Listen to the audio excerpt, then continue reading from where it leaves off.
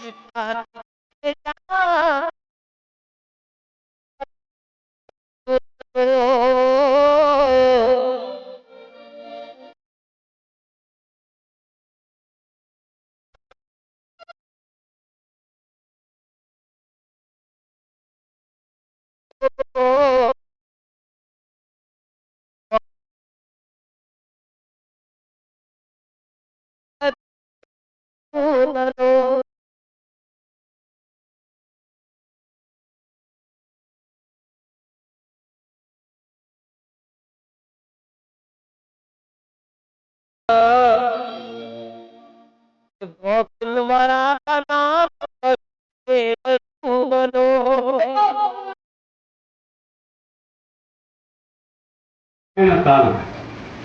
గురుత్వారం ఏమిటంటే బ్రహ్మజ్ఞానోపదేశం చేసి వీని ఆత్మలో నిక్షేప్తమై ఉన్న అతని యొక్క కర్మ నుండి విమోచన కలిగించే మార్గమే గురు మార్గం.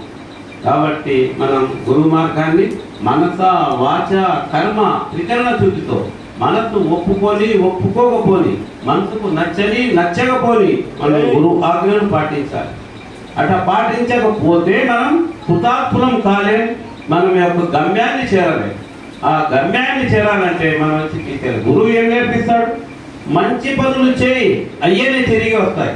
మనము మంచి పనులు చేయి అయ్యేని తిరిగి వస్తాయి, చెడ్డ పనులు చేయి అయ్యేని తిరిగి వస్తాయి. ప్రతి గ్రంథం అదే చెప్తుంది. ఏం చెప్తుంది? 3 విషయాలు చెప్తాయి 3 గ్రంథాలు. దేవుడు ఉన్నాడు అని, ఉన్నాడు అని చెప్పే మెసెంజర్, అంబాసిడర్ ఉంటాడు. అది కృష్ణ పరమాత్ముడు కావచ్చు, శ్రీరామచంద్రుడు కావచ్చు, మహమ్మద్ ప్రవక్త కావచ్చు. వీళ్ళంతా గురు పరంపర నుంచి, విశ్వ గురు పరంపర నుంచి వచ్చిన వాళ్ళు, మహానీయులు. రెండో విషయం ఏం చెప్తారు? చేసింది అనుమతిస్తావు అంటాడు. 3 గ్రంథాలనే చెప్తున్నారు. 4వ విషయం నిక్షేప్తమై ఉంటుంది. హృదయ శుద్ధి కలిగిన వాడు దేవుని దర్శిస్తున్నారు. మరి హృదయ శుద్ధి ఎవరు చేయాలి? తనంతకు తాను చేసుకోగలడా? చదువు తనంతకు తాను రాగలదా? పుట్టినవాడు తనంతకు తాను పెరగలడా? పెరగాలి అంటే అమ్మ కావాలి, చదువు కావాలంటే గురువు కావాలి, దైవ రహస్యం కావాలంటే ఆధ్యాత్మిక గురువు కావాలి. అలా కాకపోతే ఈ జన్మలో వాడు దుఃఖపడలేదు. ప్రతి నిమిషం అశాంతితో, నిస్పృహతో, నిరాశతో జీవిస్తాడు. అది కాదు గురు మార్గం. ఏమిటంటే ఎప్పుడు ఉత్సాహం, ఎప్పుడు సంతోషం, ఎప్పుడు ఆనందం. అదే గాయత్రి మంత్రంలో ఓం భూర్భువం తతద్గదితూరేణ్యం అంటే ఏమర్థం? దేవుని గుణం చెప్పినాడు. అక్కడ 3 గుణాలు చెప్పినాడు. 1 సుఖ స్వరూపము, 2 దుఃఖనాశకము, 3 శాశ్వతం. తత్ అంటే అది. ఆ 3 గుణాలు దైవ గుణాలు అన్నాడు. కానీ మానవుడు కూడా దైవ గుణాలతో అలంకృతుడు కావాలి. ఏ గుణాల దైవ గుణాలు? దైవ గుణాలు తృప్తి, ఆనందం, సంతోషం. అంటే చాలా మంది అడుగుతారు, సంతోషమే ఆడుంది స్వామి, సంతోషమే ఆడుంది అని అంటున్నాడంటే వీడికి జ్ఞానం కలగలేదని అర్థం. ఆకలిపోయి అన్నం తింటే ఆకలి పోలేదంటే వాళ్ళ లోపల రోగం ఉందని అర్థం. వీడికి జ్ఞానం లేదు. ఎందుకు లేదు అంటే వీడు యథార్థ సత్యాన్ని వింటున్నాడు కానీ వారి మనసు ఒప్పుకోవడం లేదు. ఆ మనసు ఒప్పుకోకపోవడమే వీడు నిరాశ రీతిలోకి అవుతున్నాడు. ఆ నిశ్చయం చెప్పేవాడే గురువు. ఏం చెప్తాడు గురువు? 70 ఏళ్ళకి చచ్చిపోతావు, వీడు ఉండవు నువ్వు. మెయిన్ సభ యొక్క ప్రాముఖ్యత ఏమిటి? సభ యొక్క ఇది ఏమిటంటే నీకు ఇహలోకం చూసుకున్నావు, పరలోకంలో నీకు సహాయం వచ్చే వ్యక్తిని వెతుక్కోని చెప్పే సభే ఇది. ఎప్పుడు సంతోషం, ఎప్పుడు ఆనందం. సంతోషానికి ఏం కావాలా? మా గురువు చెప్తున్నాడు 200 గ్రాములు బియ్యం సాగు అంటున్నాడు. ఏమన్నాడు? 200 గ్రాములు బియ్యం ఉంటే కడుపు నిండిపోతుంది. ఆ తర్వాత నీ మనసులో, నీ మెదడులో వచ్చే ఆలోచనలకు ఎవడు ఏం చేయలేడు, పూర్తి చేయలేడు. ఆ పూర్తి చేయాలంటే ఒక గురు జ్ఞానమే 10 పూర్తి చేస్తుంది అంట. మనసుకి ఎప్పుడు చెప్పాలి? మనసులో కడుపులో అన్నం ఉండాలి. మనసులో ఏముండాలి? గురువు ఇచ్చిన తారక మంత్రం ఉండాలి. తారక మంత్రం అంటే ఏమిటి? తా అంటే తాను, రా అంటే రాక, కా అంటే కనుగొనడం. తాను రాక కనుగొనే రహస్యం తెలిసినప్పుడే వాడి మనసు స్థిరంగా నిశ్చలంగా ఉంటుంది. వాడే స్థితప్రజ్ఞుడు అవుతాడు. శ్రీరామచంద్రునికి ఏమన్నారు? రాత్రికి సింహ పట్టాభిషేకం అన్నారు. పొద్దున్నే ఏమన్నారు? అడవికి పొమ్మన్నాడు. మహాప్రవక్తకు 11 ఏళ్ళు మక్కాలో ఉంచినారు. 11వ సంవత్సరం మక్కా నుంచి తరిమేసినారు. కానీ ఏ స్థితిలో అయినా వాళ్ళు ఒకటే మాదిరి ఉండేవాళ్ళు. అడవి రాజ్య పట్టాభిషేకం రానన్నా అంటే చేస్తున్నాడు, పొద్దున్న అడవికి పోవాలని అంటే చేస్తున్నాడు. ఎందుకు? హితప్రజ్ఞుడు, అన్ని స్థితులలో సమానంగా ఉన్నాడు. అతనికి దైవ రహస్యం తెలిసిపోయింది. ఏమిటది? ఇక్కడ ఉండేదే లేదని. కాబట్టి మనము ఆ దైవ రహస్యాన్ని తెలుసుకుని గురువు వాక్యం శిరోధార్యం అని మనస వాచ కర్మ త్రికరణ శుద్ధితో దాన్ని అనుకరిస్తే ఈ భూమి మీద బాధ, భయము, కష్టము అనేటి కలగవు. ఎప్పుడూ సుఖంగా ఉంటాం. చెప్పినాం కదా, సుఖంగా ఉండేదానికి ఏం కావాలి? 3 విషయాలు కావాలి. 1 కడుపులో అన్నం, 2 హృదయంలో గురువు ఇచ్చిన తారక మంత్రం, 3 మెదుడులో. ఇది తలదాట రాసేసిన దేవుడు. ఏమీ కాదు, నథింగ్ డూయింగ్, అంత గురువుగారు చూసుకుంటారు అని నువ్వు ఉంటావా? బతినంతకాలం సుఖంగా ఉంటావు. అలాలో ఏది ఒకటి కోల్పోయినావా జీవితంలో సుఖం లేకుండా జీవితంతో వ్యర్థంతో బాధపడి చచ్చిపోతాం. కాబట్టి మహాప్రవక్త దగ్గరికి ఒక శిష్యుడు వచ్చాడు. గురువు గారు, నేను పాపం చేశాను అన్నాడు. గురువుగారు అన్నారు, ఒక పుణ్యం పని చేయన్నారు. చూశారా ఏం చెప్పారో? నేను పాపం చేశాను అంటే ఒక పుణ్యం పని చేయి, ఆ పాపం తుడిచిపెట్టుకొని పోతుంది అన్న. అదేవిధంగా ఇట్లాంటి విషయాలు మన ముందు ఎన్నో వస్తాయి. మనము ఈ విషయాన్ని మనం పరిపూర్ణంగా మనం ఆలోచించగలిగితే ఈ విషయాలను తెలుస్తాయి. ప్రవక్త గారు ఏం చెప్పినారు? తల్లి పాదాల కాడ స్వర్గం ఉందన్నాడు. చూసినారా ఎంత గొప్ప విషయం చెప్పినారు? తల్లి పాదాల కాడ స్వర్గం ఉందన్నాడు. తల్లి ఒప్పుకోకపోతే నువ్వు స్వర్గ ప్రవేశం చేయలేవు అన్నాడు. తండ్రి స్వర్గానికి ద్వారం అన్నాడు. ఆ ద్వారం తెరవాలి అంటే ఆయన అనుమతి లేదు, నువ్వు పొందలేవు అన్నాడు. చూశారా ఎటువంటి జ్ఞానం ఉపదేశం చేశారో మహాప్రవక్త గారు. కాబట్టి మనం ఎప్పుడు మనం అంటిపెట్టుకుండాల, గురువు వాక్యాన్ని ఎప్పుడు మనం పాలిస్తుండాలి. మనం రమ్మనేప్పుడు వచ్చేయాల. వాడికి చెప్పినప్పుడు టీచర్ చెప్పినట్టు స్టూడెంట్ వస్తేనే వాడి పరిపూర్ణుడు అవుతాడు. లేకపోతే వాడి విద్య అసంపూర్ణంగా ఉంటుంది. వాడు ఎక్కడ ఇబ్బందులు పడతాడు. జీవితంలో ఒకే ఒక పని చేయగలరు మీరు. ఒకటి గురువు దగ్గరికైనా రాగలరు, లేకపోతే గురువుకు దూరంగా బాధపడుతూ తిరుగుతుంటారు. కాబట్టి మనం ఎప్పుడు సంతోషంగా ఉండాలి అంటే గురువు వాక్యం శిరోధారం. మనం ఎల్ల వేళలా మన సంకల్పం, మన దృష్టి, మన ఆలోచన విధానం, మన ఆలోచన సరళి గురువు వైపే కేంద్రీకృతమై ఉండాలి. అలా కాకపోతే నేను తప్పు చేశాను, నేను పాపం చేశాను, నేను ఇబ్బందులు పడుతున్నాను, నేను కష్టపడ్డాను, నాకు మోసం చేశారు, నాకు అది చేశారు, నాకు ఏడ్చి చచ్చిపోతావు. ఏడ్చి చచ్చిపోతావు. నువ్వు సుఖంగా పోలేవు. అదే గురువు అంటే చెప్పాడు, ఇదంతా పూర్వజన్మ కర్మ, ఏమీ కాదు. నిన్ను మోసం చేసినవాడు ఉండడు, నువ్వు మోసం చేసే వాడు ఉండడు. ఇద్దరు లేనప్పుడు ఎందుకు బాధపడతావు? నువ్వు ఉండు, నేను ఇప్పిస్తా దేవుడిని. వాళ్ళని ఇప్పించే వాళ్ళే గురువు గారు. మనం చూస్తున్నాం మన వీధిలో, మన ఊర్లో ఎంతో మంది బీదోళ్ళు ఇప్పుడు కోటీశ్వరులు అయిపోయారు. అయినారా లేదా? ఎంతో మంది కోటీశ్వరులు బీదోళ్ళు అయిపోయారు మన వీధిలోనే. చూశారా లేదా? ఏమిటిది? పూర్వజన్మ కర్మ. ఆ కర్మలో నుంచి రక్షించేవాడే గురువు. మనం ఎల్ల వేళలా గురువు వాక్యం శిరోధార్యం ఉంటే మనం ఆ గమ్యాన్ని చేరుతాం. అలా కాకుండా అహంకరించి మనం ముందుకు పోతే ఈ పతనం అయిపోతాం. ఎందుకు పనికి రాకుండా మన జీవితం అంతా ఇబ్బందుల పాలవుతాం. మనకు గురు చరిత్రలో కథ చెప్తుంటారు. ఇది ప్రతి తూరిని చెప్తూనే ఉంటారు. ఇది ఈ వాక్యాలు ఎందుకునంటే సందర్భోచితంగా గుర్తుకు రావాలి, కష్ట సమయంలో గుర్తుకు రావాలి. కష్ట సమయంలో గుర్తు లేకపోతే ఏ ప్రయోజనము? బాధ సమయంలో గుర్తుకు రావాలి. ఏం కాదు మనకు బాధ ఎట్లా అయిపోయింది మన చాప్టర్ క్లోజ్ అనుకుంటాం. అప్పుడు అన్నా నథింగ్ డూయింగ్, ఏమీ కాలేదు, ఇప్పుడు మొదలైంది కదా. ఇది మాయ అంటుంది, అయిపోలేదు, ఇప్పుడు మొదలైంది వ్యధవా అని మనసుకు చెప్పాలి. గురు చరిత్రలో మనకు వస్తాయి ఒక వాక్యం. ఈ ప్రతి తూరిని చెప్తుంటాను. ఎందుకు చెప్తుంటానంటే అవసర సమయంలో పనికి రావాలి విద్య అనేది. అవసరం లేనప్పుడు ఏ ప్రయోజనం? అందుకే మన గురువులు ఏం చెప్తా అంటే ప్రతి తూరి అది చెప్తూ ఉంటారు. ఒక ఊర్లో అర్థమవుతుంది, చాలా మంది ఆవు ఉంది, అర్థమైంది కదా. ఒక ఊర్లో ఏమైంది? ఆవులు ఉంటాయి కదా. ఇది 100 సంవత్సరాల కింద గురు చరిత్రలో. అప్పుడు అన్ని పల్లెటూరులో అడవులే. వీడి నుంచి 10 కోరుకోవాలంటే అంతా అడవిలో ఆవులు తిరుగుతున్నాయి. ఒక ఆవు ఏం చేసింది? మామూలుగా ఆవు అడవి లోపలికి పోతే ఏముంది? పులి కదా ఉండేది. ఎంట పడింది. ఇంకా పులి పరిగెత్తడం, ఆవు పరిగెత్తడం మొదలుపెట్టింది. పులి వెనకాల ఎడబడుతుంది. దానికి ఏదో ఉంది, చెరువు. ఆ చెరువు సగం ఎండిపోయి బుడదతో ఉంది. ఆవు చూసింది, వెనకాల చూస్తే పులి ఉంది, ముందు చూస్తే చెరువు ఉంది. నోవే, దారి లేదు. వెంటబడి చెరువులో పరిగెత్తింది. 100 అడుగులు పోయిన తర్వాత బుడదలో కాలు ఇరక్కపోయింది. ఒక కాలు పీకితే 3 కాలు ఇరక్కపోతున్నాయి. ఇంకా కదలేక నిలబడింది. వెనకాల పులి పరిగెత్తుకుంటూ వచ్చింది. పులి కాళ్ళు పుట్టి ఉంటాయి కదా, అది 50 అడుగుల దూరంలో ఇరక్కపోయింది. ఒక అడుగు తీస్తే 3 అడుగులు దానికి పోతున్నాయి. అప్పుడు ఆవు చూసింది పులి దిక్కు. లేదు, నేను ఎవరైనా రక్షించేవాడు ఉన్నాడా అన్నాడు. వాడు పులి కదా, అది పులిని ఎవరు రక్షిస్తాడు? నేను ఎవరు అనుకుంటున్నావు? నీ అడవికి రాజు, నేను అందరినీ రక్షిస్తా, నేను అందరినీ చంపుతా, నన్ను ఎవరు రక్షిస్తాడు? ఆవు గమ్మను మన పులి అనేది, సరే భయ్ నన్నకే ఇప్పిస్తారని, నిన్నెవరు రక్షిస్తాడు రా అన్నాడు.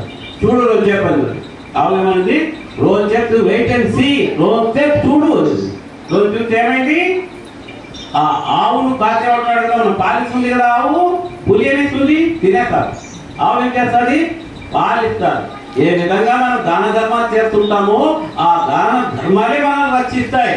ఆ ఆవు పాలిస్తుంది కాబట్టి ఆ రైతు ఏం చేసినాడు, వెతికినాడు. ఆవు కనపడలేదు. ఒక 10 మందిని పిలుచుకొని వచ్చినాడు ఎత్తుకుంటా. చెరువు దగ్గరికి వచ్చి ఇరక్కపోయింది ఆవు. ఈ పక్క చూస్తే పులి ఉంది. ఇంకేం చేస్తాడు, రెండో వైపు నుంచి వచ్చినాడు. వచ్చి ఆవును తాటి వేసి లాగి బయటికి తీసినాడు. తీసి పులి ముందర నిలబెట్టి కాలు కడిగాడు బాగా శుభ్రంగా. బుడదొక్కి కదా, కడిగి పిలిచిపోతాడు. అప్పుడు ఆవు చూస్తూ తిరిగి చెప్పింది, చూడరా పిలిచిపోయేటోడు వచ్చినాడని. అట్లా మనం మంచి పనులు చేస్తే గురువులు మనకు ఎప్పుడు సహాయం ఉంటాడు. గురువు ఎప్పుడు అడగడు. గురువు మీతో మంచి పనులు చేయించి మీకు రోగాలు దూరం చేసి, మీకు డబ్బులు వచ్చేటట్టుగా చేసి, మీకు అదృష్టం కలిసేటట్టు చేసి, ఆ తర్వాత ఒక 10 రూపాయలు తెచ్చి ఇక్కడ ఖర్చు పెట్టినైనా అదే నీకు 100 రూపాయలు నీకు వస్తుంది అంటాడు. మనం చూస్తున్నాం కదా, ఒక ఇత్తనం వేస్తే ఏమవుతుంది, 100 ఇత్తనాలు వస్తాయి. వేయకపోతే ఏమవుతుంది, పురుగులా. కానీ ఇక్కడ అట్ట కాదు, భూమి అట్ట అంటుంది, ఇక్కడ అట్ట కాదు. ముందు తీసుకొని పో దీవేనా, ఆ తర్వాత బాగా అయిపో, సంపాదించు, ఆ తర్వాత మంచి పని. అదే గురువు పెట్టబడలేకపోతే సంపాదించిన ఏం చేస్తావు, తారాయి తాగుతావు, జూదాలు ఆడతావు, కరాటం చేస్తావు, మానవులు కష్టపెట్టి చచ్చిపోతావు. అదే గురువు ఏంటంటే సంపాదించిన సొమ్ము 10 మందికి అన్నం పెడతావు, 10 మంది ఇన్ని వేసినారు. వేసి మనం కూర్చోగలిగాం, నీడ వచ్చింది. ఏమి నీడ కూర్చుంటే పుణ్యం రాదా, పాపం వస్తుందా? మనం ఇక్కడ అన్నం తింటాం, అన్నం తిన్న మంచి కింద ఇచ్చినారు, అదంతా పుణ్యం వాళ్ళకి వస్తుందా? ఎప్పుడు ఇచ్చినారు వాళ్ళు బాగైనాక ఇచ్చినారు. ఇక్కడ ముందు తీసుకోరు, మిమ్మల్ని బాగు చేసిన తర్వాత దాన్ని తీసుకుంటారు. కాబట్టి మనం ఎప్పుడు ప్రశాంత చిత్తులమై ప్రశాంతంగా ఉంది. గురువు వాక్యం శిరోధార్యమని మన జీవితాన్ని ప్రశాంతంగా ఎప్పుడు సుఖం, ఎప్పుడు సుఖం చెప్పినాను కదా, ఆ సుఖాన్ని పొందాలి. ఇప్పుడు హైదరాబాద్ నుంచి భరత్ అని వచ్చినాడు. ఆయన ఆస్ట్రేలియా పోవాలని ఉన్నాడు. ఆయన కొంచెం చెప్తాడు హైదరాబాద్ విషయాలు.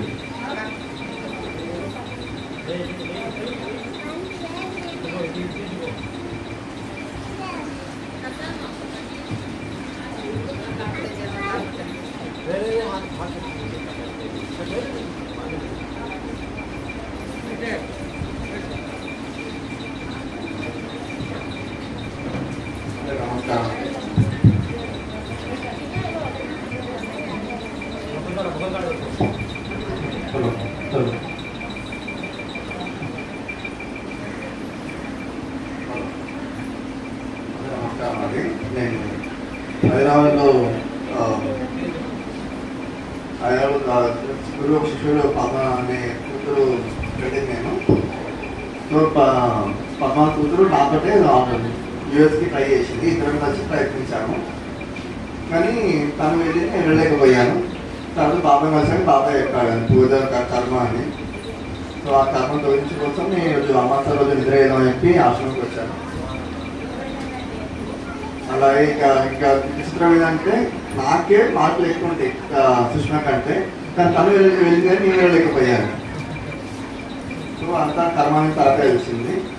ఇంకా గురుగారి మాట మీద ఇక్కడికి వచ్చాను. గురువు దయతోటి చూడాలి. సో పక్కన నాకు చెప్పారు, ఇలా ఉంది, ఇలా వెళ్తే మంచిగా అవుతుంది, 3 అమాసాలు ఉందిరా, మాకు అలానే అయింది, నువ్వు మంచిగా ఉంటావు, నువ్వు ఆశ్చర్యంగా అనుకున్న పనులన్నీ అవుతాయంటే నా పూర్వజన్మ కర్మను తొలగించడానికి బాబు దగ్గరికి వచ్చాను. బాబాయ్ గారు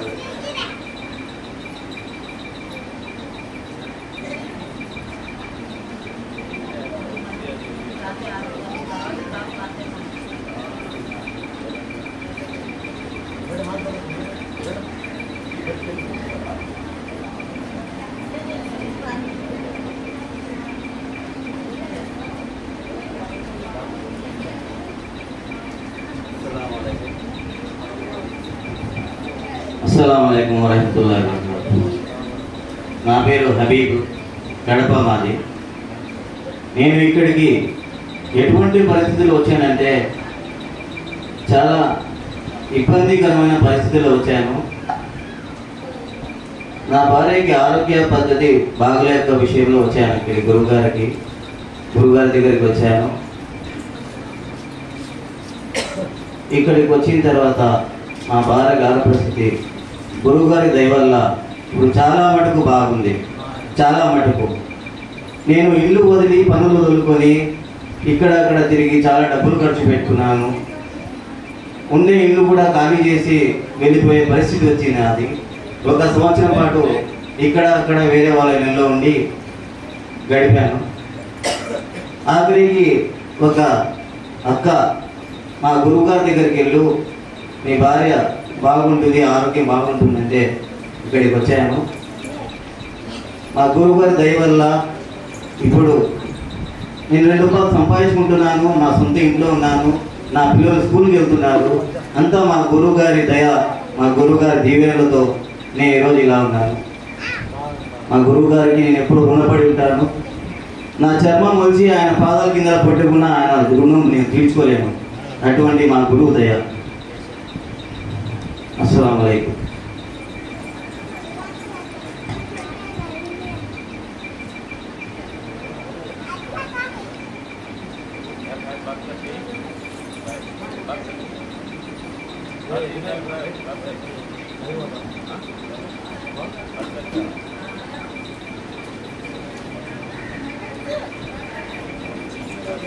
ఒకటి 5, 1 10కి ఆఫ్ చేస్తారు.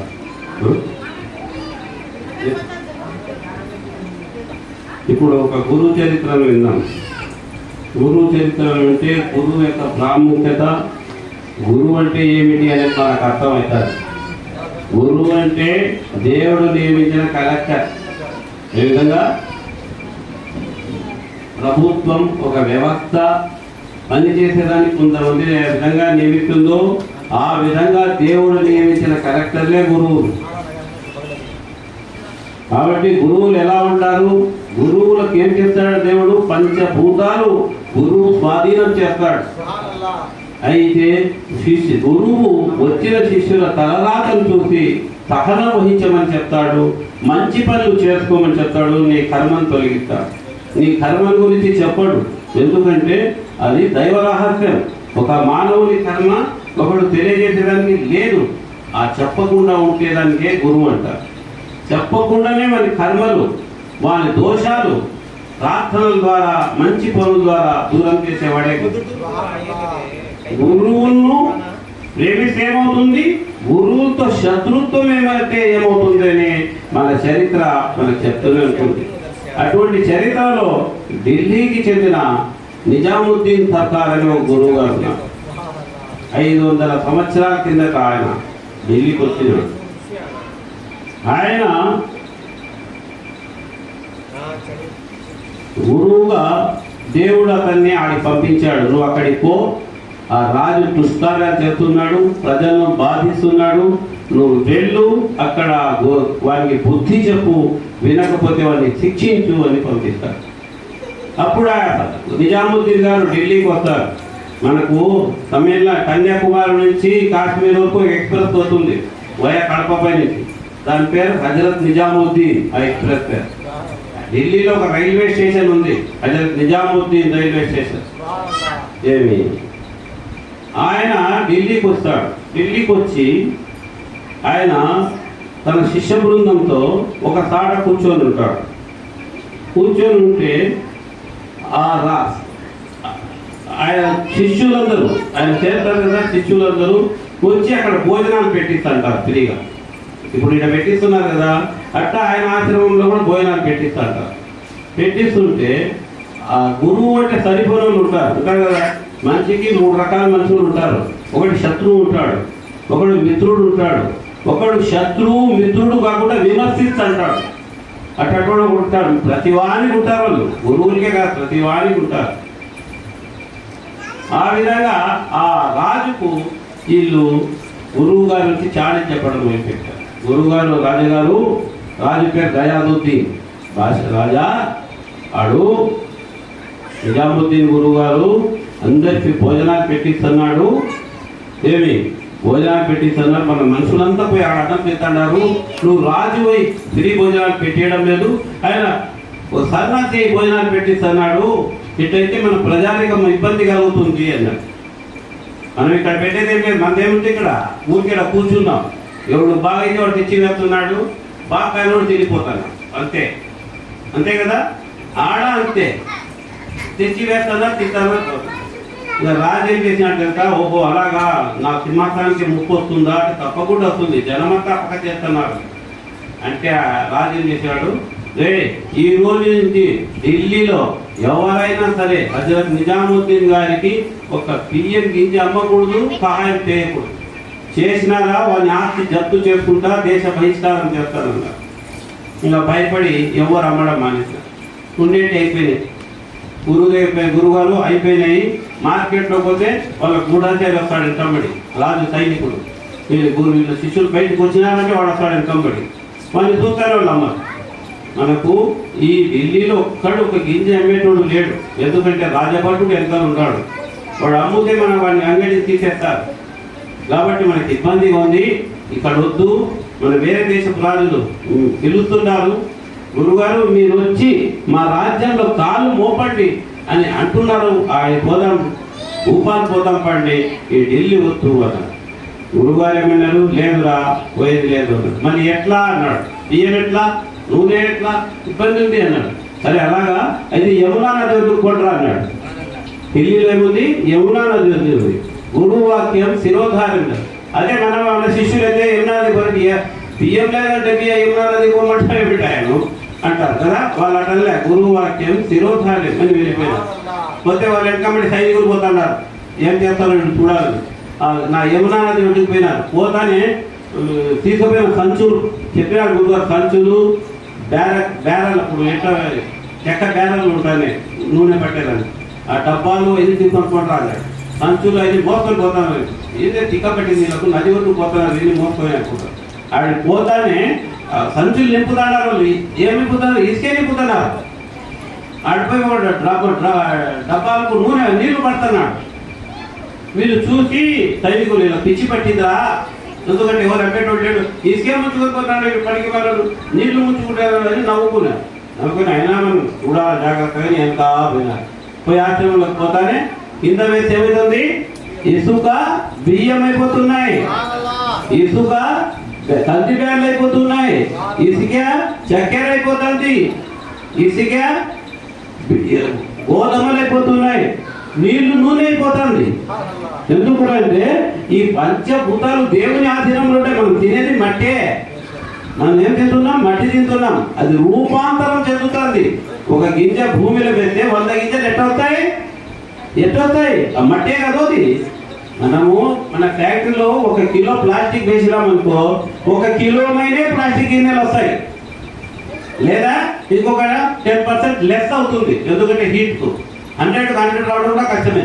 కానీ 100 వస్తున్నాయి అంటే మళ్ళీ ఏ మెటీరియల్ వస్తుంది అక్కడ నుంచి అంటే మట్టే రూపాంతరం చెంది బామిడి పండుగను, మట్టే సీతాఫల పండుగను, మట్టే బియ్యంగాను, గోధుమ రూపాంతరం చెందుతుంది. ఆ రూపాంతరం చెంది దేవుని ఆజ్ఞకు దేవుడు గురువుగా ఆజ్ఞిస్తాడు. అప్పుడేనే ఇసుక అన్ని రకాలుగా మారిపోయింది. బియ్యంగా, గోధుమలుగా, శనగబ్యాలుగా, కందిబ్యాలుగా, చక్కెరగా మారిపోయింది. చేతి నూనె చూసిన వీళ్ళు చూసి అరే ఇది మనతో కాదు పని కానీ రాజుకి చెప్పినారు, రాజా ఇది మనతో కాదు. వాళ్ళు ఇసుక తాగితే బియ్యం అయిపోతున్నాయి, నీళ్లు తాగితే నూనె అయిపోతుంది, వాళ్ళని మనం ఏం చేయలేము, వాళ్ళు తినేస్తారంటే అట్లనా సరే. అప్పుడు ఏమైంది, బెంగాల్లో తిరుగుబాటు మొదలైంది. నేను చరిత్ర చెప్తాను మీకు చరిత్ర చెప్తున్నా, కథ చెప్పడం లేదు, మీకు చరిత్ర చెప్తున్నాను నేను. ఏమైంది? బెంగాల్లో తిరుగుబాటు పోయింది. సైన్యాన్ని తీసుకొని పోయినాడు గయాదుద్దీన్ ఢిల్లీ నుండి. పోతా ఏం చెప్పిపోయినాడు, నేను వచ్చే లోపల ఈ నిజాముద్దీన్ ఢిల్లీ ఖాళీ చేసి పోవాలి, పోకపోతే అతనికి శిరచ్ఛేదం చేస్తాను అన్నాడు. ఏమన్నాడు? నేను వచ్చే లోపల నిజాముద్దీన్ గారు ఢిల్లీ వదిలిపోవాలి, లేకపోతే అతనికి అతని శిష్యులకు శిరచ్ఛేదం అన్నాడు అని బయలుదేరినాడు. శిష్యులంతా వచ్చారు. గురువుగారు భూపాల్ రాజు ఎప్పటికీ పిలుస్తున్నాడు, మీరు అడుగు పెడితే సార్ అంటున్నాడు వాళ్ళ రాజ్యంలో, మీరు రండి బయలుదేరుతాం, మీతో ఎందుకు అన్నాడు. అప్పుడు నిజాముద్దీన్ గురువుగారు ఏమన్నారు, అరే వాడు ఢిల్లీకి పోయినాడు కదా అన్నాడు, బెంగాల్ పోయినాడు కదా, వస్తే కదా వాడు అన్నాడు. వాడు తిరిగి వస్తే కదా అన్నాడు. అంటే వీళ్ళకి నమ్మకం కుదిరింది శిష్యులు, ఇక రాడు వాడు, వాళ్ళకు వీడు ఇక రాడు అని నమ్మకం తెచ్చాడు. కానీ ఒక 15 రోజులు 20 రోజులు 20 రోజులైతే నా తిరుగుబాటు అంచివేసేసినాడు, అంటే గెలిచినాడు. గెలిచి ఢిల్లీ ప్రయాణం, తిరుపతి ఢిల్లీ ప్రయాణమైన రాజా గురువుగారు వాడు వచ్చేస్తున్నాడు, వస్తే కదా వాడు ఇంటికి వెళ్ళాడు, ఇలా దారిలో పోతాడేమో. పోలేవాడు 20 రోజులు ప్రయాణం చేసి ఢిల్లీకి దగ్గరగా దిగినాడు, ఒక 20 కిలోమీటర్ల దూరంలో. రాత్రి అయింది, తెల్లవారితే ఢిల్లీ ప్రవేశం. రాజుగారు వస్తున్నారని తోరణాలు కట్టినారు. విజయ ఉత్సాహంతో ఆనందంగా అందరూ వంటలు గిట్టలు బంధువులు చేసుకుని ఇళ్ళంతా అలంకరించుకున్నాడు. ఎందుకంటే రాజు విజయం సాధించాడు కదా, వస్తున్నాడని. ఇలా శిష్యులకు భయం పడుతుంది. గురువుగారు మీరు వస్తే కదా అన్నారు. వాడు వచ్చి ఉన్నాడు. తెల్లవారితే ఢిల్లీ ప్రవేశం. మన తలలు పోతాయి, మనం ఇప్పుడైనా వెళ్ళిపోదాం అన్నాడు. వాడు వస్తే కదా అన్నాడు. ఇంకా ఏది రావడం స్వామి, వచ్చి ఉన్నాడు వాడు, దిగుతాడు పోతానన్నాడు. వస్తే కదా అన్నాడు. అంతే. రాత్రి 12 అయింది. ఏమైంది? ఆకాశంలో వచ్చి ఒక పిడుగు చక్కగా వాడు బస చేసే భవనం పైన పడింది. పడితేనే వాడు అని భవనంతో పాటు మొత్తం స్మాష్ అయిపోయింది. తెల్లవారితే అభిషేకం అనుకుంటే గబ్బోలం మొదలైంది. ఎందుకు? పంచభూతాలు ఆయన ఆధీనంలో ఉన్నాయి. చేసినాడు, మాట్లాడు. ఎందుకు గమ్మనున్నాడు ఆయన? వాళ్ళ భార్య పిల్లల ముఖం చూసి గమ్మనున్నాడు. మాట్లాడేమో వాళ్ళని ఎందుకు బాధ పెట్టాలా, మాటలే. లాస్ట్కు అతనికి భూతాపితం చేశారు. అప్పుడు ఆ గయాదుద్దీన్ అంటే ఆ రాజు సంతతి వాళ్ళు గురువుగారికి సత్కరించి ఆ స్థలాన్ని ఆయన కట్టించి ఆయన కోసం అన్ని ఏర్పాట్లు చేసినారు. కాబట్టి గురువు స్నేహం ఎంత అదృష్టమో, గురువు శాపం అంత భయంకరమైంది. కాబట్టి గురువు అంటే ఎవరు? తీసుకునేటోడు కాదు, ఇచ్చేవాడు. తీసుకునేవాడు గురువు కాలేడు. మీకు ఇచ్చి మీతో మంచి పనులు చేయించేవాడు అతను గురువు అంటే. ఎందుకంటే గురువుతో దేవునికి సంబంధం ఉంటుంది, వీళ్ళతో కాదు సంబంధం, అతనితో సంబంధం ఉంటుంది. ఆ తలరాతను చూసుకుంటాడు ఆయన. చూసుకొని వీళ్ళకు ఈ కర్మ ఉంది లేదా, ఈ ధ్యానం చేసుకో, ఈ పనులు చేసుకో, ఇది పూర్వజన్మ కర్మ, నువ్వు చేస్తావు పాపం. ఎందుకంటే పాపం చేసిన ప్రభావం నీ శరీరంలో పెట్టినానంటున్నాడు ఖురాన్లో దేవుడు. నువ్వు పాపం చేయడం కాదు, పాపం అనేది నీలో నిక్షేప్తమైంది. ఆ పాపమైన నిక్షేప్తాన్ని ప్రక్షాళనం చేసి ప్రాయచిత్తం చేయించి నీకు జ్ఞాన మార్గంలో నడిపించి ముందుకు నడిపేవాడైతే. పాపమే చేయకపోతే అందరు అడుగులకు పోయి ఆకు తింటా కూర్చుంటారు, ఎవరు ఉంటాడు ఇక్కడ. కాబట్టి ఇది కర్మం నడుస్తుంది. ఈ కర్మను గురువు ఆపెడుతూ అని రక్షిస్తూ ముందుకు తీసుకొని ధైర్యం కూడా నేను ఉన్నాను. కాబట్టి మనమంతా గురువాక్యం శిరోధారిని ఇహ లోకంలోను పరలోకంలోను సుఖశాంతులతో ఉండాల. ముఖ్యంగా దేవుడు అంటే ఏమిటి? దేవుడు ఒక్కడే ఉండేది, రెండో దేవుడు లేడు. ఇద్దరు దేవుడు ఏమవుతుంది? ఎలక్షన్లు జరుగుతాయి, ఎందుకు వస్తారు? కొట్టుకుంటా వాళ్ళు రారు. దేవుడు ఒక్కడే. ఇక దేవుడు ఒక్కడే దానికి కారణం ఏంటి? మన ప్రతి వారికి గుండె ఎడమ వైపే ఉంది కదా. ప్రతి ఆకారంలో మార్పు రావచ్చు, కానీ అవయవాల్లో మార్పు లేదు. గుండెకాయ, ఊపిరితిత్తులు, పేగులు, ఎముకలు, రక్తం ఇవన్నీ లోపల ఉండేటన్ని ఒకే సిస్టంలో ఉన్నాయి, ఒకే మ్యానుఫ్యాక్చరింగ్. బయట మారుతుంది. కాబట్టి ఈ ఒకే మ్యానుఫ్యాక్చరింగ్ నుంచి మనము కాపాడేవాడే గురువు. కాబట్టి మనము దేవుడు ఒక్కడే. దేవుని గుణాలేవి? ప్రేమ, దయ, కరుణ, జాలి, ఇవి దైవ గుణాలు. మళ్ళీ రాక్షస గుణాలేమిటి? ఈర్ష్య, ద్వేష, అసూయ, ఈ గుణాలు రాక్షస గుణాలు. ఈ రాక్షస గుణాల నుంచి బయటపడిచి ప్రశాంత చింతులమై దారింటబడి ప్రశాంతంగా నడవాలి. రాత్రి అయితే గురువు ఒక ఇది ఇస్తాడు, ఏమిస్తాడు? హోంవర్క్ ఇస్తాడు. హోంవర్క్ ఇస్తాడు కదా, గురువు కూడా హోంవర్క్ ఇస్తాడు. ఏమి హోంవర్క్? పగులంతా కష్టపడాలా, బాగా సంపాదించాలా, ఆ డబ్బు భార్య పిల్లలకి ఇవ్వాలా, వాళ్ళకి బాగా చదివేయాలా, బాగా తినిపియాలా. రాత్రి అయితేనే ఈ ఆత్మను గురువు వెంటబడి పెట్టాలి. పడుకునేటప్పుడు దేవుడా నా ఆత్మను గురువు వెంటబడి పెట్టు, దివ్య లోకాలు చూపించు. ఏ లోకాలు? దివ్య లోకాలు చూపించు. అదే ఆచ ప్రాములం. అంతే. దేవలోకము అంటే ఈడ ఏమంటారు? ఆలమే మల్పూత్ అంటారు. అట్లా లోకాల పేర్లు మారుతాయి కానీ భాషలో మారుతాయి, కానీ లోకాలు ఒకటిగానే ఉంటాయి. దివ్య లోకాలు అంటే ఆలమే మల్పూత్. అట్లా ఒక్కొక్క ప్రయాణాన్ని గురువు ఎక్కిస్తూపోతాడు శిష్యుని ఆ దివ్య లోకాలపై. ఎప్పుడు వీడు తన సంకల్పాన్ని దృఢంగా గురువు సంకల్పాన్ని కలుపుతే, లేకపోతే అది ఏం చేస్తాడు? ఉదయం నుంచి ఏ కార్యక్రమాలు చేసినాడో అదే కార్యక్రమం రాత్రి పడుకునేప్పుడు కూడా వాని ఆత్మ చేస్తూ ఉంటుంది, వాని ఆత్మ తిరుగుతూనే ఉంటుంది. ఏ విధంగా చేసినాడో అయ్యే తిరుగుతూ ఉంటుంది. కాబట్టి మనం సంకల్పం చేస్తే సంకల్పానుసారం. అయితే ఇది 1-2 రోజులతో కాదు, కొందరికి నెల పట్టొచ్చు, కొందరు 10 నెలలు పట్టొచ్చు. అయినా దృఢమైన సంకల్పం ఉండాలి, నిర్విరామ కృషి ఉండాలి. అలసట చెందకుండా ప్రతి నిమిషం ప్రతి సమయం మనం గురువు అనుసంధానంలో ఉండాలా. అప్పుడే నువ్వు ఆ స్థలానికి వెళ్ళగలవు. లేకపోతే అలవటించి ఆలోచించి ఏం చేసినా నేను చేసినా అని బాధపడుతూ ఇక్కడ నేను అంతమైపోతాం. అలా కాకూడదు. మనము దివ్య లోకాల వైపు పోవాలి. ఎప్పుడు? గురువు వాక్యం శిరోధారణ. గురువు యొక్క ఇప్పుడు గురువు కారణం ముఖ్యం ఎందుకు తెలుసా? అతను వాక్యం నీ మనసులో ఎంత బలంగా ఉంది అనే దానికి నిదర్శనమే కారణం అవుతాడు.